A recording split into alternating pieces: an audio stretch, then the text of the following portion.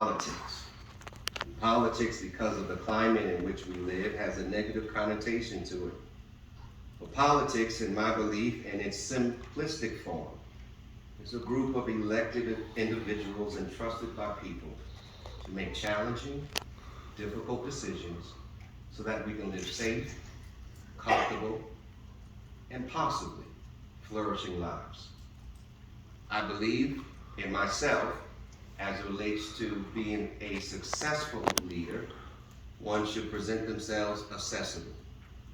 Accessible not only to a sect of people, but accessible to everyone. Available.